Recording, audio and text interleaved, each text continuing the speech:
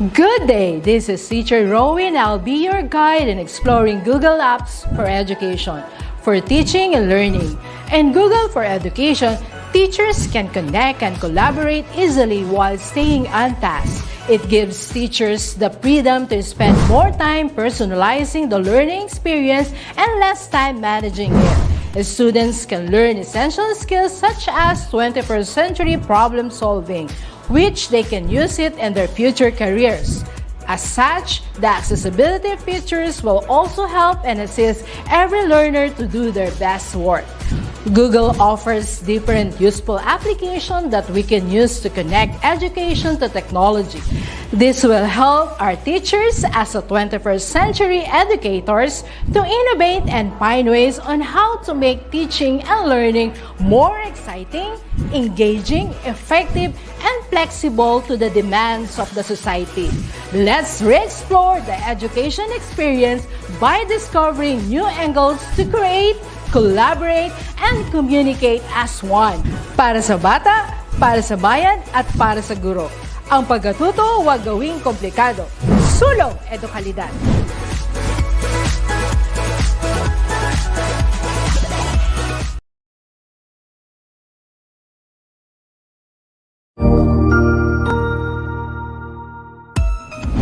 Mabuhay! Good day to all! I am your tutor Madge. Welcome to ETUlay, a free online tutorial, an initiative of the Department of Education, Information and Communications Technology Service, Educational Technology Unit, ICTS EdTech. This program is aimed at helping and assisting learners from kindergarten, senior high school, ALS, Alive and SPED learners. Aside from answering the modules, the ETUlay is offering programs which you will surely look forward to. Together with our parents and teachers, the ETUlay will bridge the gaps where difficulty and ease meet in learning new knowledge and skills. So, let us prepare our modules, pen and paper. Ready your mind to see and hear worthwhile and interesting lessons. Let us now study and learn, together with our volunteer online tutors. Tara na! The DepEd ETUlay gives you the Senior High School Humanities and Social Sciences program.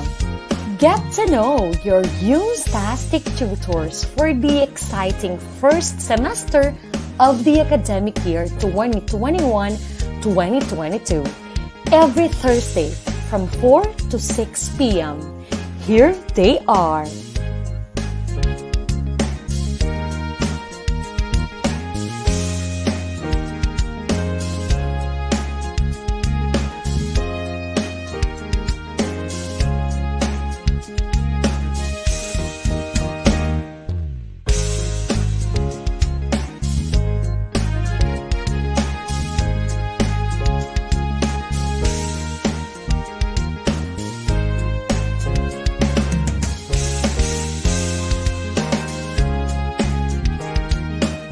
Halika na at matuto sa iyong Ttastic Tutors ngayon.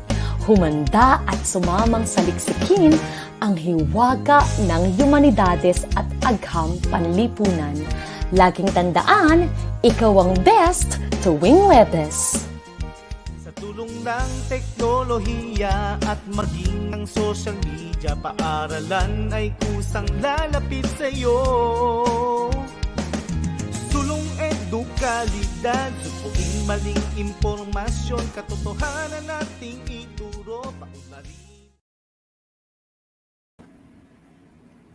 Yan. So isang Ttastic na hapon, mga Ttastic Tuties mula Luzon, Visayas at Mindanao. Welcome sa inyong DepEd ETUlay online tutorial program. Ito ay handog sa inyo ng Department of Education sa pangunguna ng Educational Technology Unit.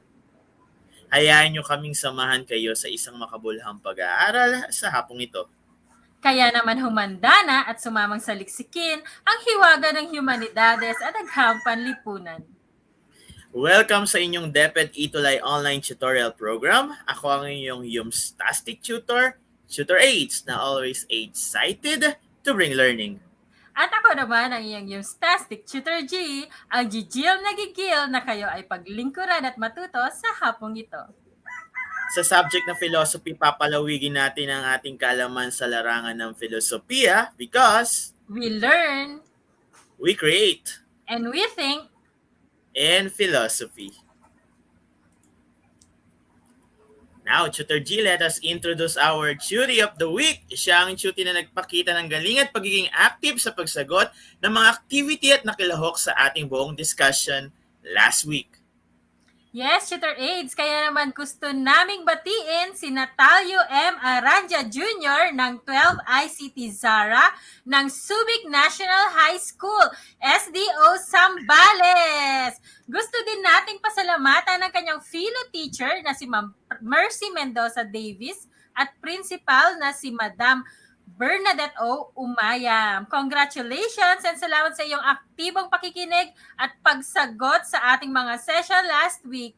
At napakagaling din, Tutor Aids, ng ating ibang tuties na sumali sa atin. Yan.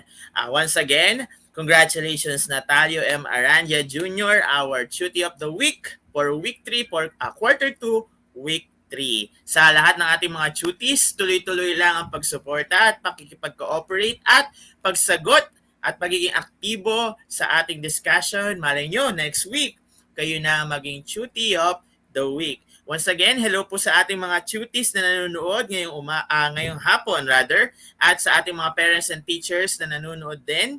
At gusto kong pasalamatan din, Tutor G, ang aking principal from Cabiao National High School, si Ma'am Hilaria Icalma, at lahat ng mga teachers na nanonood sa SDO Nueva Ecija at sa lahat ng mga SDO natin sa buong Pilipinas. Ayan. Yes, Tutor Aids. Hello sa inyong lahat, tuties, parents, and teachers, lalo na sa mga co-teachers ko dyan sa Maligaya National High School, sa pangunguna ng aming butihing principal, ang pinakamaganda, si Ma'am Jesusa D. Bote. Hello po sa inyong lahat. Yan, so welcome tuties and parents to our subject, Introduction to the Philosophy of the Human Person. Yes, this is our quarter 2, week 3, Accepting Differences. And amin po muling pinapasalamatan ang DepEd Regional Office number 9, Zamboanga Peninsula para sa module na gagamitin natin today. Yeah, so our objective, so at the end of this session, you should be able to, number 1, realize that intersubjectivity requires accepting differences and not imposing on others. Number 2 is to explain the authentic dialogue means accepting others even if they are different from one or themselves.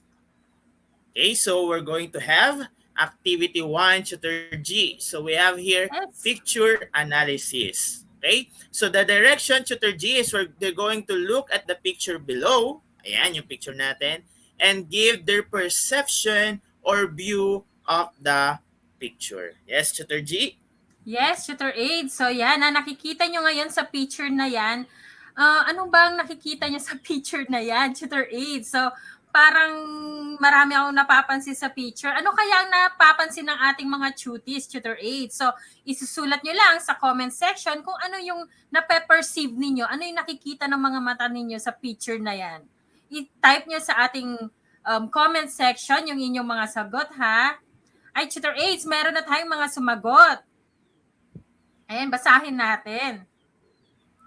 So we have Kayceline Belano. Ang kanyang sagot, Tutor Aids. So there is a possibility that we feel confused about this drawing. Tama siya because we can see both the frontal and sideways view.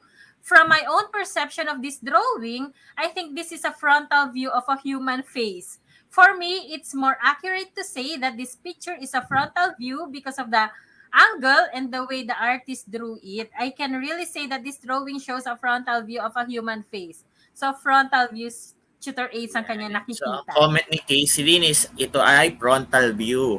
So meron din ako nakita rito, Tutor G, iba naman ang perception niya. According kay Althea, I think this picture depicts two sides of a person. Ayan, two sides din. Okay, so the good and the bad side. Ayan, medyo malalim yung describe ni Althea dun sa picture. May good and bad side daw. So, meron pa ba tayo, Tutor G? Ayan, meron tayo si Lorraine. Yes, Tutor Aids. Ang sabi ni Lorraine, my perception in this image depicts the two aspects of a human being. There are two sides to everything, good and bad. It demonstrates that this guy is revealing his true self, including both his positive and bad sides. Ayan, Tutor Aids, napakalalim ng kanyang sagot.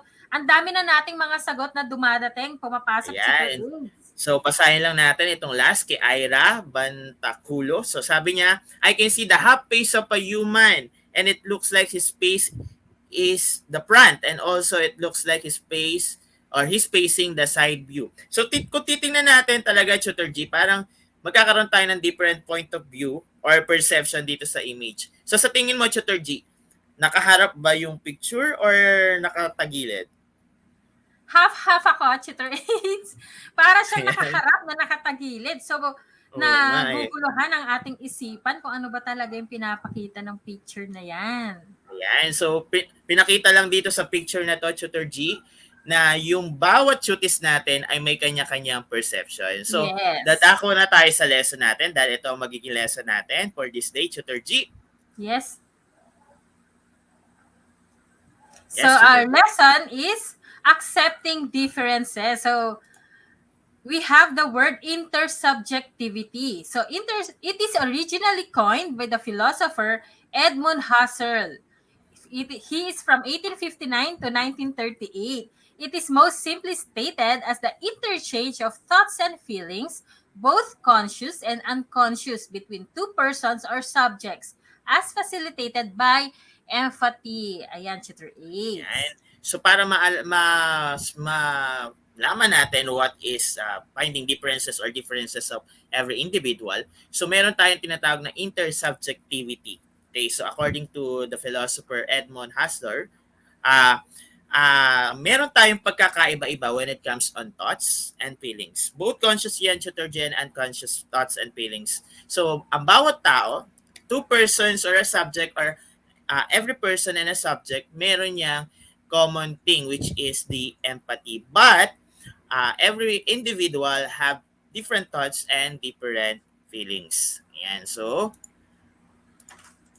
in a simpler definition, and kung medyo naguluhan yung mga tutis natin, in a simpler definition, intersubjectivity is the two shared perception of reality among two or more individuals. It is made possible by the awareness of the self and the others. Yes, Tutor Aid. So, sinasabi natin na merong exchange ang both sides. So, meron tayong acceptance kung ano yung ine-exchange ng isa sa isa't isa. Okay? So, we go deeper and meron tayong understanding and acceptance of each other's thoughts and ideas. So, it is simply relating to others. It means yung verbal and non-verbal communication.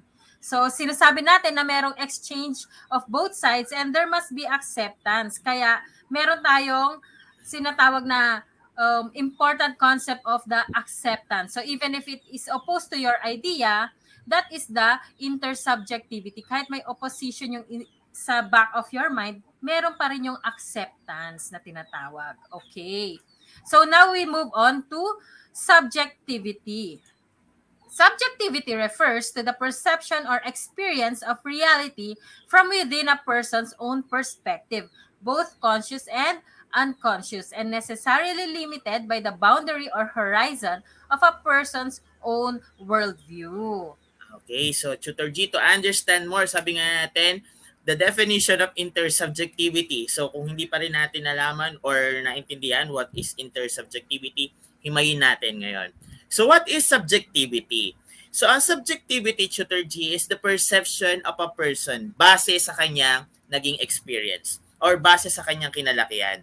So yung paniniwala ni Tutor G maaring iba sa paniniwala ko dahil magkaiba yung kinalakhan namin ni Tutor G. Hindi kami parehas ng parents, hindi kami parehas ng bahay, so therefore, meron kaming iba't ibang perception. So yun yung subjectivity. It depends on your own point of view based on your experience of reality, yung mga point of view mo or yung mga perspective mo sa buhay. Kaya nagkakaroon tayo ng limitation or boundary sa pagkakaintindi ng mga tao because meron tayong kanya-kanyang reality based on our experience. So if you have thoughts on mind na feeling mo tama kasi based on your experience, yan ay tinatawag nating subjectivity. Ayan, Tutor G. So, accordingly, each person has a subjective experience of the environment. Because of this, one cannot know which event happens in reality or which are product of our self-perception or perception rather. Yes, tutor aid. So sinasabi natin na limitado ang pangunawa ng tao at ang bawat isa sa atin ay may kanya-kanyang karanasan sa ating paligid or ating environment. Kaya hindi natin na malalaman in reality kung ano yung mga nangyayari sa ating paligid or kung ano yung bunga ng ating pag-iintindi or pangunawa sa mga bagay-bagay sa ating paligid, sa ating environment. So that is subjectivity. Okay, now we move on to the social dimensions of self. Okay, so for Wotila, the social dimension is represented by we relation. And for Bobber, the interpersonal is signified by the I-you relation. Bobber conceives the human person in his or her wholeness, totality, concrete existence, and relatedness to the world. Ayan. So sa social dimension, andun na keyword natin, Tutor G, social.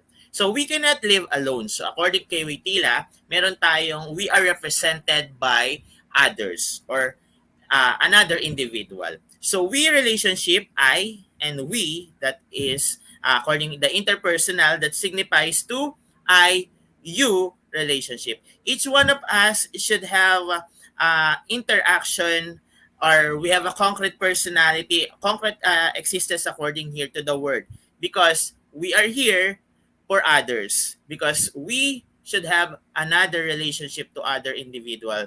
Yan yung we relation and IU relation according to Wojtyla. Ayan. And then, Wojtyla maintains that the human person is the one who exists and acts.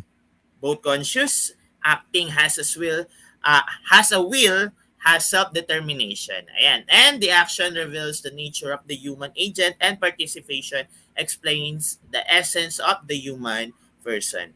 The human person, according to him, is oriented towards relation and sharing in the communal life for the common good. Yes, Tutor A. So we talk of the social dimensions or yung mga sukatan ng ating sarili sa lipunan. So, napag-aralan na natin dati yung I-you relationship, di ba? Nababanggit na natin yan before, kung maalala ninyo, where ang bawat tao ay may interpersonal relationship, yung I and you, na nagpapakita ng kanyang kabuuan sa relasyon at yung kaugnayan natin ng bawat isa sa mundo. So, yung ang tao, ayon sa kanya, ay ayon kay Wotila ay nakatuon sa relasyon at pagbabahagi sa buhay para sa common good nga. Ayan. Okay, so the I-thou philosophy of Buber is about the human person as a subject, a being different from things or from objects, who have direct and mutual sharing of selves.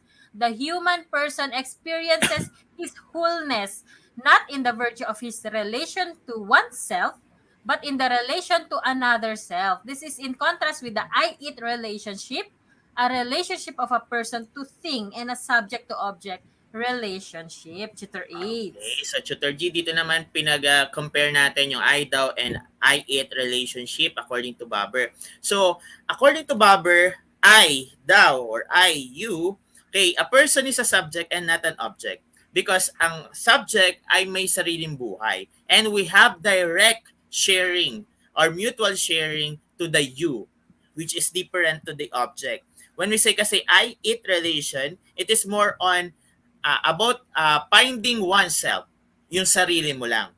But with I-thou relationship, it is finding yourself to another self, which is to another person.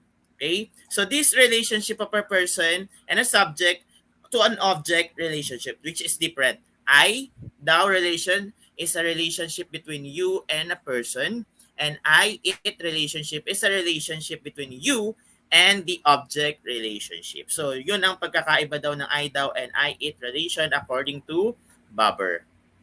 Yes, Tutor AIDS. And we have here Tutor G. the authentic dialogue that acceptance to others regardless of individual relationship. Sabi nga natin, we we are a conversation. Ayan, nakalagay na pala. So, malalaman natin or magkakaroon tayo ng mga different knowledge because of a conversation at makikilala natin ang iba't ibang individual or yung mga I thou or I-we relationship because of the conversation. So, number one, Tutor G is according to Jargon Habermas. Okay, so theory of communicative action. So, sabi rito that mutual understanding is an important ingredient of any conversation. Thoughts are refined, the relationship is deepened, trust in others, and confidence in oneself are built through communication. Yes, Tutor Aid. So si Jurgen Habermas, meron siyang theory of communicative action. So it is a truth that when people converse, strangers become friends. No, nagkakaroon ng friendship between people pag nagkakaroon tayo ng conversation, and individuals turn into a society of people.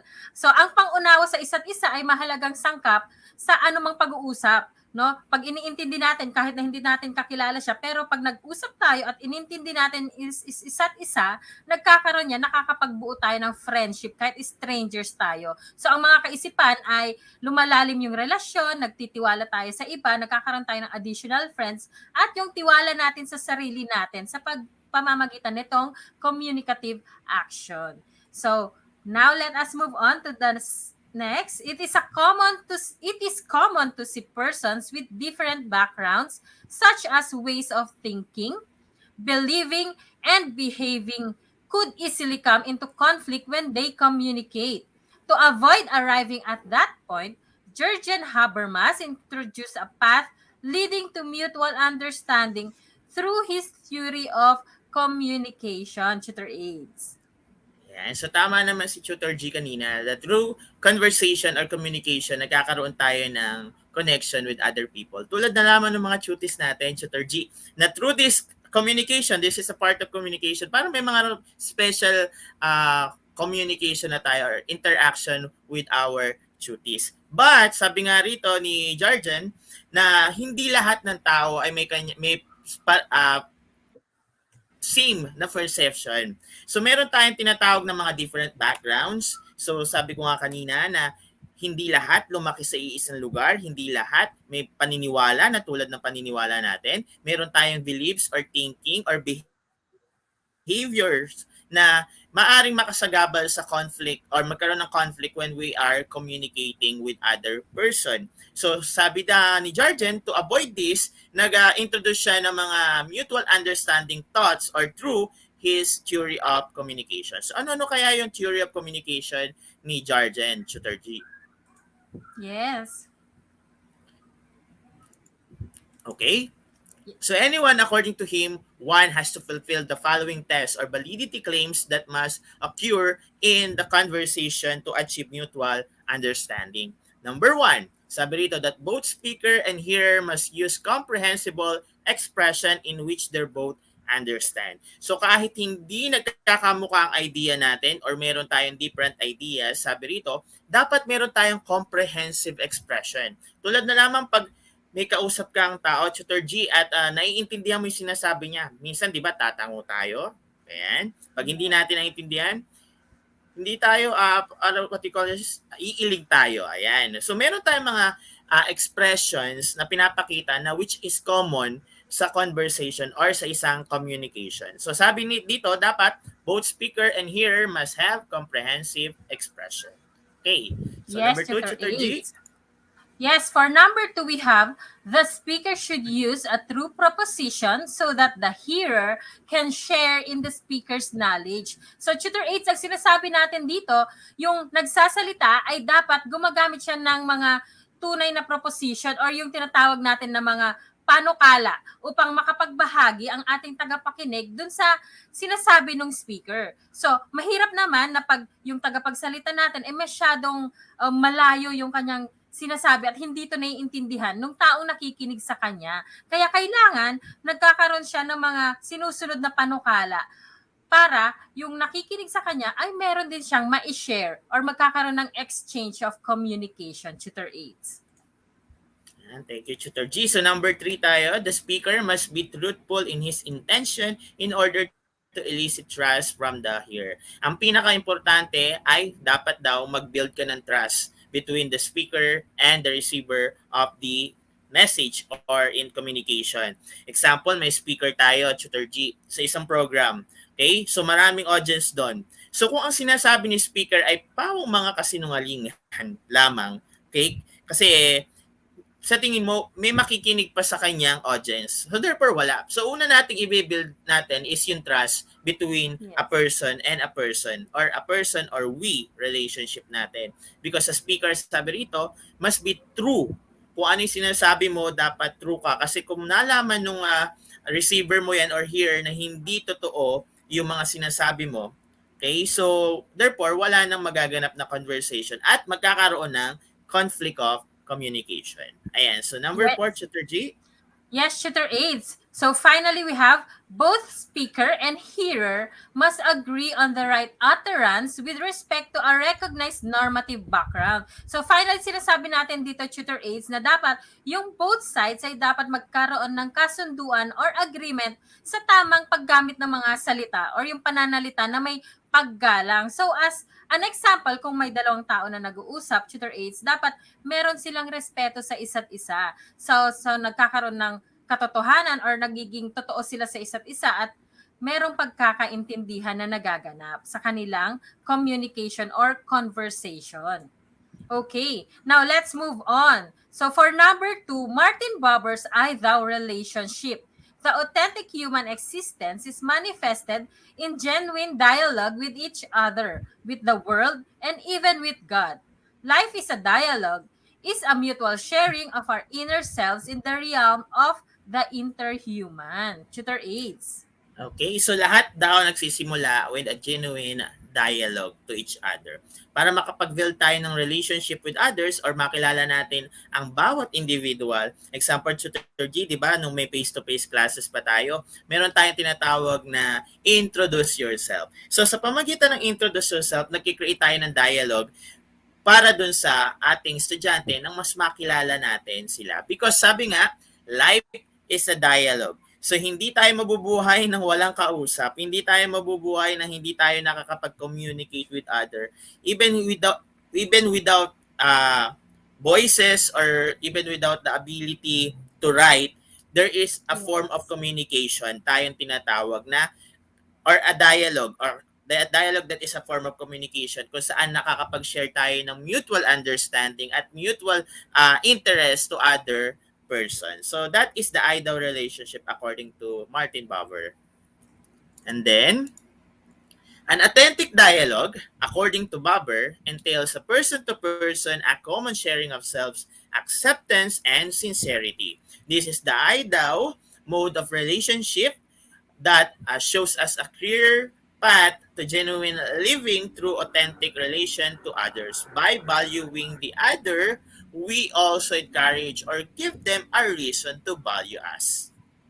Yes, shooter 8. So we have the word authentic or the authenticity. So sinabi natin authenticity therefore lies in reciprocal intersubjective relations wherein despite our differences, we recognize each other as human beings. So para masabi natin na merong authentic dialogue or autentiko yung ang isang dialogo, kailangan na merong connection ang bawat isa, ang isang tao sa kanyang kausap. So mayroong pagbabahagi ng kanilang sarili, may pagtanggap, may katapatan sa kanilang pagkakaroon ng connection or conversation. So ito yung paraan ng pakikipag-ugnayan nila na nagpapakita sa atin ng mas malinaw na na patutunguhan or tunay na pamumuhay or sinasabi nga natin na genuine living. Ayan ang sinasabi ni Buber. Okay. Now we have number 3, Emmanuel Levinas' Face of the Other.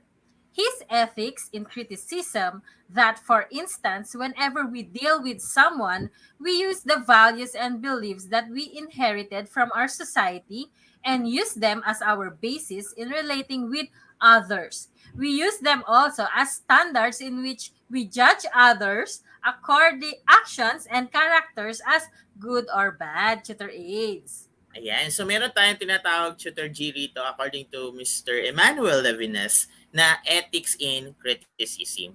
Yun yung mga ethics of criticism na yan, yun yung mga abstract, kumbaga abstract concept natin na nagkakos ng blurring ng sight natin to see or accept or relate to others.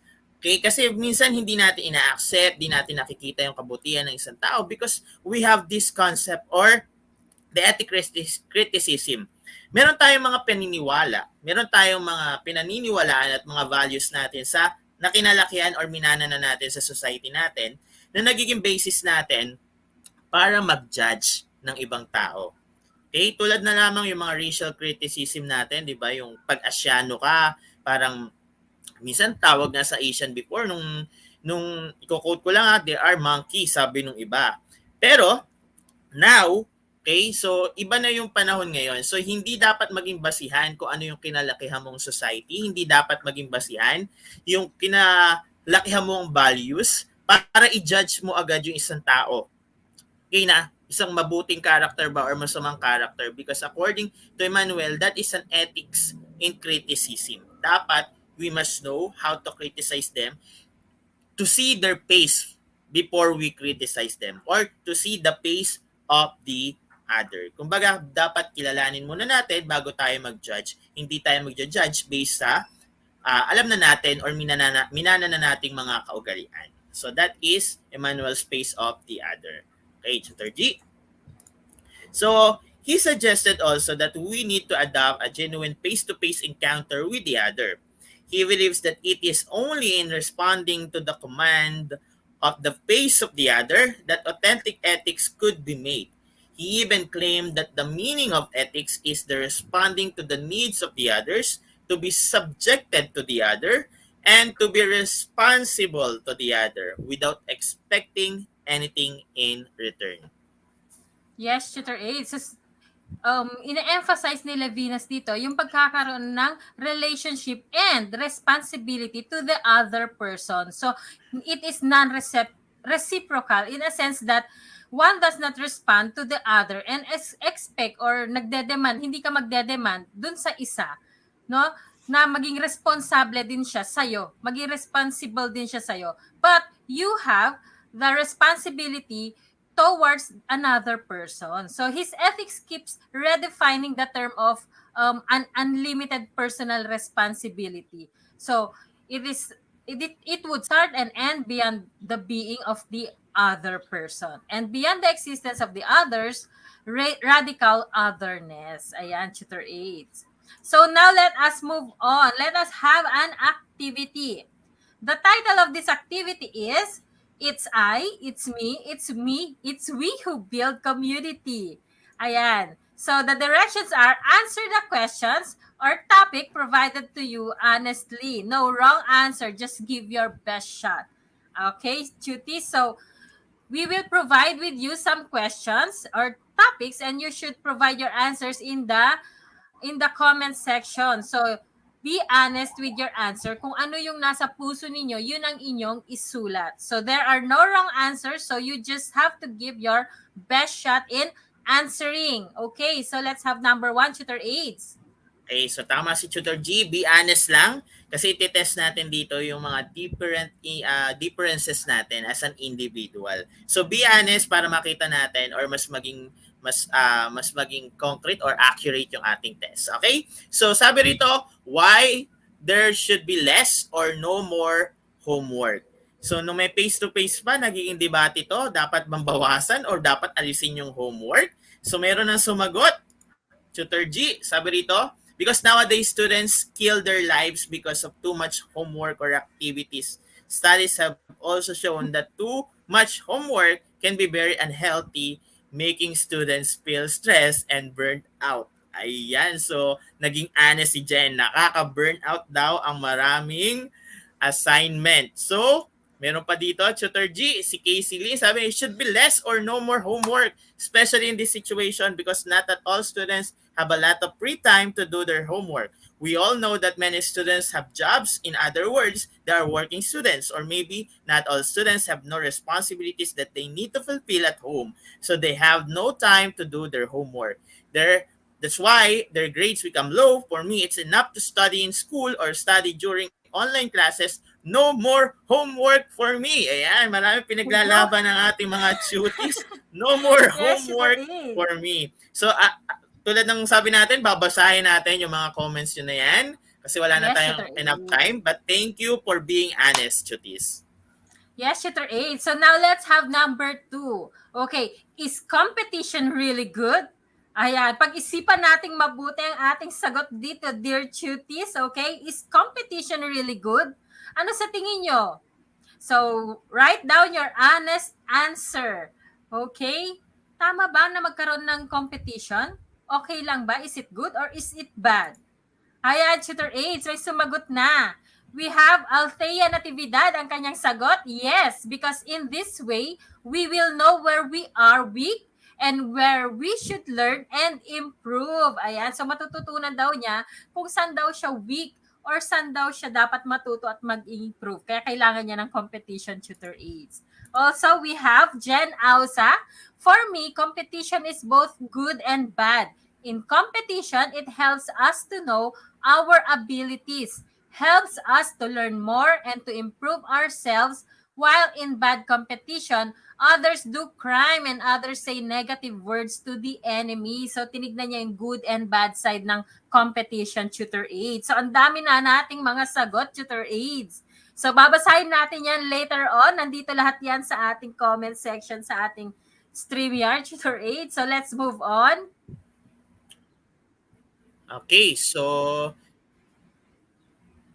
yan. So, sabi nito, binibigay natin yung mga goods and bad sides. So, merong goods and bad sides ang competition. So, that is according to our duties. So, minsan nakakatulong, minsan hindi. So, it depends on your perception, sabi nga natin. Yes. So, number 3, are we too dependent on computers? Ayan, cuties, be honest. Nagiging more dependent na ba tayo sa computers? Madalas ba pag nagsasagot tayo ng modules ay sa computer na lang tayo maasa? Ayan, be honest, cuties. Okay, so Ay, meron na ako. tayong sagot, Tutor G. So number 3, according to Kaysilin Macaraeg Belano, yes, I believe that we are too dependent on computers in today's society. Computers are used in business. Ayan, meron naman pala siyang good side. Business, education, and entertainment. Today's society is to depend on computer because we use them for everything. We don't have the same level of social interaction as we once did. Okay, so meron din tayo rito. So according to Leah, okay, conclusively, computers are very important in our lives, but it is essential to reduce over dependence. We should try and reduce and overuse the computers because despite them making life easier, they have as many disadvantages and advantages. It might be difficult for us to note, and we too much depends on computer, but with time, we realize that it is quite dangerous. Ayan. So, meron naman talagang mabuting na idudulot ang computer. As sabi ni Leah, meron din siyang masamang na idudulot. So, dapat Yes, Tutor moderate A. lang ang paggamit natin ng computer. Yes, Tutor G? We have number 4, Tutor 8. Does social media fame impact one's life? Oh, Tutis, important ba ang social media fame? Ayan, yung mga TikTokers, yung mga vloggers natin. Kailangan nating marinig ang inyong mga sagot. Ano nga ba ang inyong sagot sa number 4? Ayan, Tutor 8, may mga sumagot na. We have Althea Natividad. Ang kanyang sagot, yes, because they are only concerned with getting famous to get the desired attention. However, other people use it to develop and increase their confidence as well as to discover new things. Ayan. So, nilabas niya, Tutor H, yung positive and negative side ng social media. Another one, we have Jen Ausa. Ang kanyang sagot, yes, because a person's social media celebrity has a huge impact on how they view their status in real life. Politics, social activities, public life in general, and the Yan. entertainment So, business parang are all medyo nagkakaroon ng examples of where social problema. media celebrity might come from. A person's public status and how other people see the person who is renowned is influenced by their social media fame. Tutor Aids, ayan. So now let's move on to the fifth question, Tutor Aids.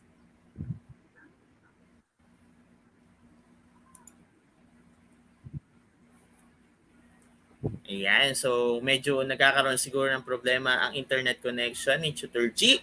Medyo bumabagal si Tutor G. So, tuloy-tuloy lang tayo, Chutis. So, sa number 5, should people help the poor? Yan ang tanong natin. Obligasyon ba natin tulungan yung mga may hirap? Kasi tulad ngayon, election, lagi natin naririnig na ako ay para sa mahirap. So, obligation ba talaga natin yan? So, meron tayong mga sagot dito. So, according to kay Jen. Ayan, mabibilis talaga sumagot si Jen. Sabi niya, yes, people should help the poor because I believe is the more you give, the more you receive. Tama yan. Last Sunday, our priest said that in his homily that the family who gave him a car received more than the value of the car that they gave to our priest. The more you give, sabi ni Jen, the more you receive. Naniniwala rin ako dyan, Jen. Thank you. Okay? For that makabuluhang pagbibigay ng opinion. And then according to Kaysilin, yes, actually, even if you are poor or rich, we should help them in they need our help. If they need our help. The Bible says we all succeed when we help one another. Be kind, compassionate, and forgiving to each other in the way or the same way God forgave you in Christ. Ayan, so marami pang sagot ang binibigay nila, Tutor G. Yes, Tutor So, Aids. babasahin natin yan kapag tayo ay nakapag-offline na. So, masyadong marami ang sagot ng ating mga tuties. So, maraming salamat. Yan. Now we move So, on let to us go our now. assessment. Yes, Tutor Aids. So, Okay, the so Tutor directions. G, let us go now with our assessment. So, medyo nagkaka-problem lang po sa internet connection ni Tutor G. Yes, Tutor Aids. So let's have the directions. Read and analyze the questions carefully. Okay. Choose the Tutor letter G. Choose the letter that corresponds to your answers from the following statements. Number 1, Tutor Aids. Okay po. So again, give the letter. Okay, give the letter of the corresponding answer. Yes, Tutor G. So number 1, isulat lamang po ang letters ng correct answer natin. Number 1, sino ito? He believes that the action reveals the nature of the human agent and participations explain the essence of the human person. Is it letter A, Martin Buber, B, Carol Wojtyla, C, Jarjan Haberman, or D, Emmanuel Levinas? So, chutis, type nyo lang ang inyong sagot. Letter lamang ang inihingi natin, chutis. Ayan. So, according to Althea, that is letter A. Okay. So, yan, letter A ang sagot. So, binigay na ni Tutor G ang sagot. That is letter B, si Carol Wojtyla. Okay, next. Tutor G. Nagkakaproblema ako sa internet, Tutor Aids. Okay, let's have number 2. Okay, Martin Buber's concept of I-thou relationship is focused on A, human person as a subject, B, fellow member, C, being in relation, or D, mutuality. So write down number 2 with the letter of your answer. Is it A, human person as a subject, B, fellow member, C, being in relation, or D, mutuality? Ayan, marami pa rin po tayong mga dumadating na sagot from number 1 question. So sige, answer lang mga cuties. And we will wait for your answers for number 2. Ayan. Okay, Tutor Aid. So, manapapaisip yata ang ating mga cuties sa kanilang sagot. Ayan, so meron lang sumagot, Tutor Aid. Si Althea, ang kanyang sagot ay letter A. Si Rachel, ang kanyang sagot din ay letter A. Okay, halos lahat sila, Tutor Aids ay letter A ang sagot. Ano nga ba ang tamang sagot? Okay, ang tamang sagot, cuties, ay letter C. Ayan, C ang sagot. Yan. Galingan na natin dito, cuties, ha? So, number 3, the human person is not just being in the world, but with others, okay? Or being in relation. One great example of this is A, hatred to your enemy. B. Sincerity and concern to others. C. Children's exploitation. Or D. Bullying weak persons. Okay, so letter lang, ilagay ang number 3 and then letter of the correct answer. Ayan. So tingnan natin, number 3, Chutis. And then the correct answer, ayan, may sagot na si Althea. According to Althea, letter B. Lorraine, letter B. Okay. Carlene. Ira. Ayan. Casey Lynn, letter B. So ano nga ba ang sagot? Tutor G? Ayan. Okay. Okay, for number 4, equality in love is the equality of being, not of having. Thus, this simply means that A. In love, I do not surrender my liberty to the other.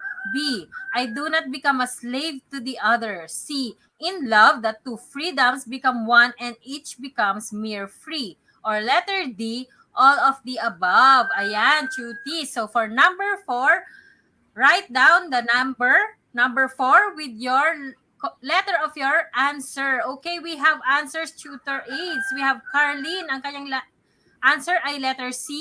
Si Cristel, ang kanyang answer ay letter B. Si Liamel, B. So meron tayong mga various answers, tutor aids. So ano nga ba ang tamang sagot? Ayan na, lumalabas na lahat ng answers. Ang correct answer, Chutis, ay letter D. Very good, Chutis. So number 5 tayo, last number. A person experiencing an event can be called a or an blank. Okay, blank to ha. So letter A, subject. B, object. C, intersubject. Or D, observer. So ano ang tamang sagot? Number 5. And then the correct answer. Okay? So hintayin namin ang mga sagot nyo. Marami pa rin sumasagot sa number 4, Tutor G. D ang kanilang sagot, Yes, which is tama. All of the above. How about number 5, Chutis? Ayan, so pinag-iisipang mabuti ng ating mga Chutis ang sagot sa number 5. So ang sagot sa number 5, ayan, medyo nahihirapan yata ang ating mga Chutis. Again, a person experiencing an event can be called blank. Subject, ayan, may sumagot na. Number 5, subject, object, intersubject, or observer. So meron sumagot, ito, nakita ko yung tamang sagot yata, Tutor G. Si Carlene. Ayan, letter A. So ano nga ba tamang sagot, Tutor G? Letter A. We are a subject. Okay, very good. Very good, Chutis. Now let us wrap up. Ayan. So no human relation is perfect. It always has its ups and downs because every individual in a relationship is unique and different from the other. However, differences are not the hindrance to the intersubjective relationship, but how we communicate, relate, and perceive each other as human persons. That is according to Levinas. Muli, narito ang bumubuo ng Senior High School Humanities and Social Sciences. Lagi po tayong sumubaybay tuwing alas 4 ng hapon para sa Philosophy of the Human Person. For your feedback and suggestions, you can visit tinyurl.com/ETUlay feedback form. Or scan the QR code that you are seeing in your screens right now. At dito na natatapos ang ating Ttastic episode para sa Quarter 2, Week 3 ng ating online tutorial. Muli, ako si Ttastic Tutor, age na always excited to bring learning. Maraming salamat sa inyong pagtutok and we hope to see you next week. Muli ako si Ttastic Tutor G, ang gigil na kayo ay paglingkuran at matuto sa hapong ito. Again, for comments and suggestions, you can email us at edtech@deped.gov.ph. Susunod na ang Discipline and Ideas in the Social Sciences kasama si Tutor Sheila at Tutor M. Chuti, samahan nyo kami uli next week dahil ikaw ang best. Tuwing Huwebes! Paalam! Bye, Chutis! Thank you! Thank you, Chutis!